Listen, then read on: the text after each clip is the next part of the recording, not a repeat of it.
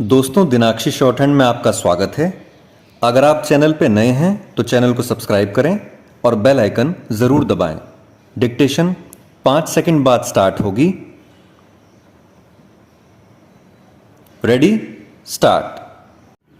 अध्यक्ष जी, किसी भी देश की विदेश नीति अपने में कोई स्वतंत्र नीति नहीं होती है, वरन वह किसी देश की आंतरिक नीति को स्पष्ट करती है। उदाहरण के लिए हम अमेरिका को ले सकते हैं।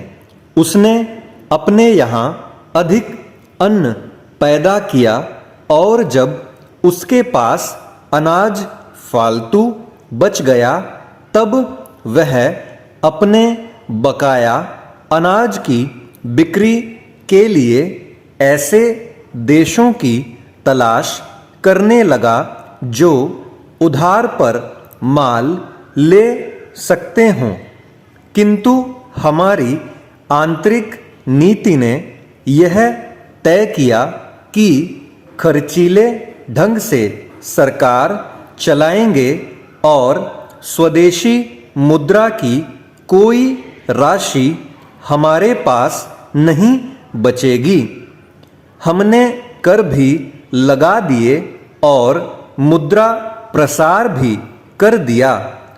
कुछ संकट पड़ने के बाद इस बात की आवश्यकता को नहीं समझा कि उस पैसे का कहीं अन्यत्र उपयोग कर सकें। चेंज।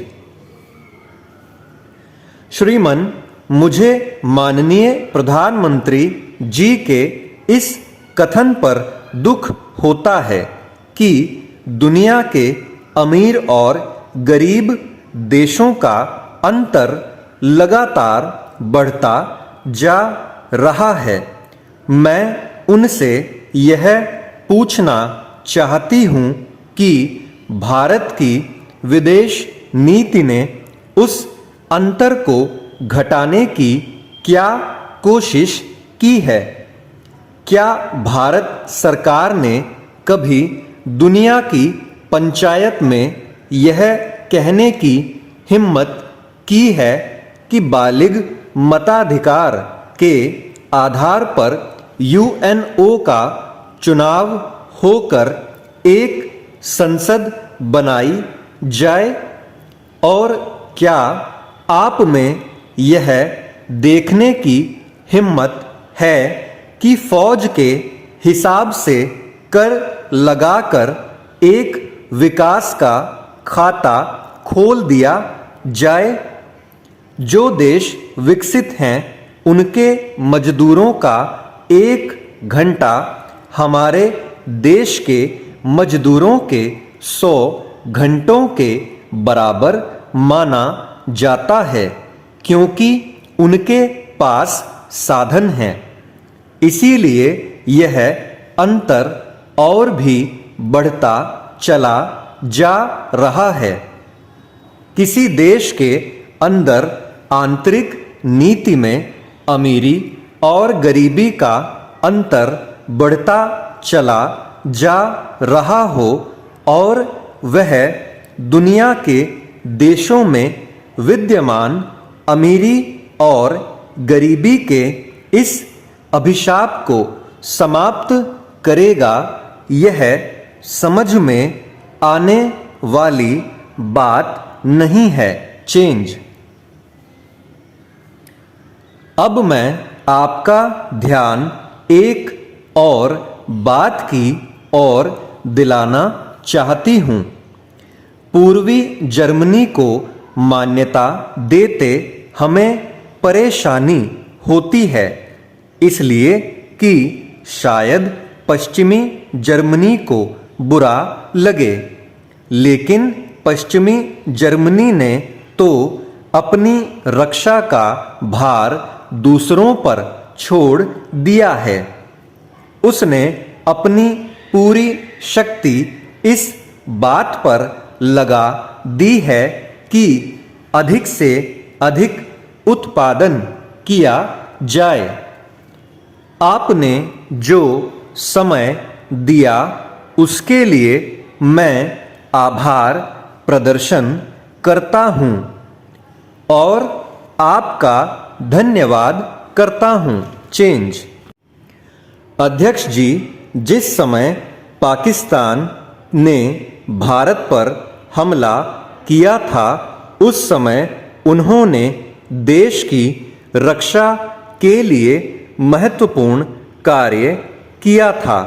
इसके साथ ही मैं मंत्री महोदय को यह भी स्मरण दिलाना चाहता हूँ कि शायद उन्होंने इस पर ध्यान नहीं दिया कि इस बार जो राष्ट्रीय पुरस्कार मिले हैं उनमें रेलवे प्रशासन को केवल 2 ही प्राप्त हुए हैं, जबकि मैं ऐसा मानता हूँ कि हमारी सेना के बाद अगर किसी ने युद्धकाल में सराहनीय कार्य किया है तो वह रेलवे प्रशासन अथवा रेलवे कर्मचारी और अधिकारी हैं।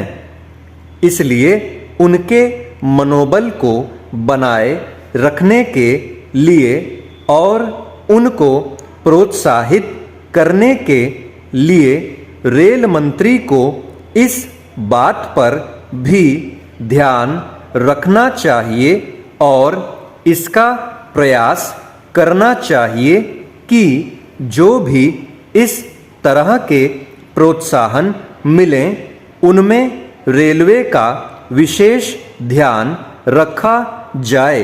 चेंज।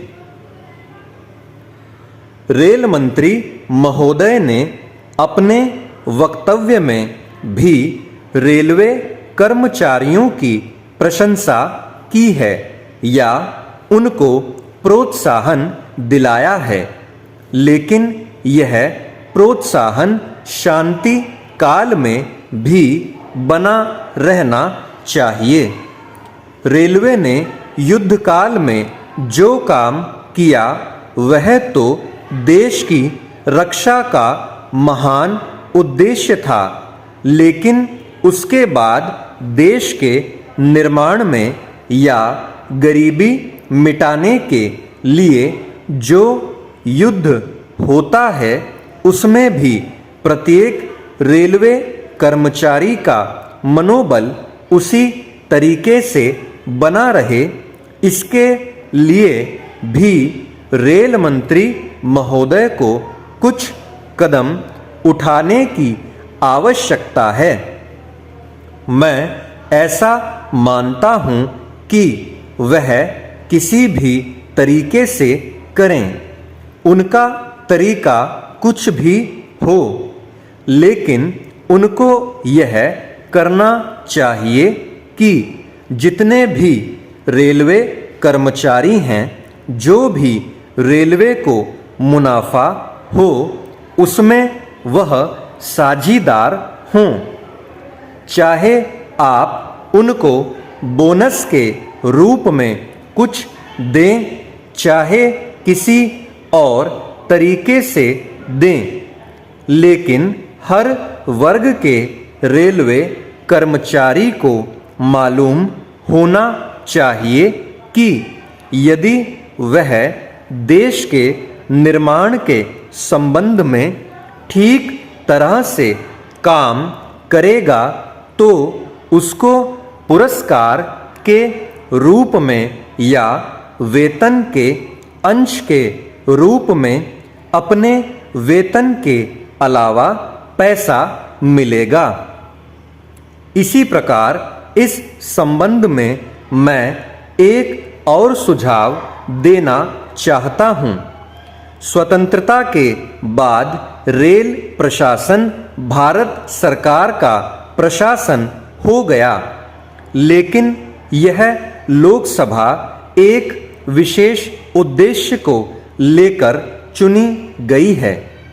यह उस कार्यक्रम का एक नमूना ही है। गांधी जी ने जीवन के सभी पहलुओं पर प्रकाश डाला था। धन को वे संयम से व्यय करने के हक में थे। स्टॉप। दोस्तों, डिक्टेशन अच्छा लगा हो तो वीडियो को लाइक और शेयर कर दें और चैनल को सब्सक्राइब करके बेल आइकन ज़रूर दबा लें, जिससे भविष्य में आने वाली हर वीडियो आप तक सबसे पहले पहुंच पाए।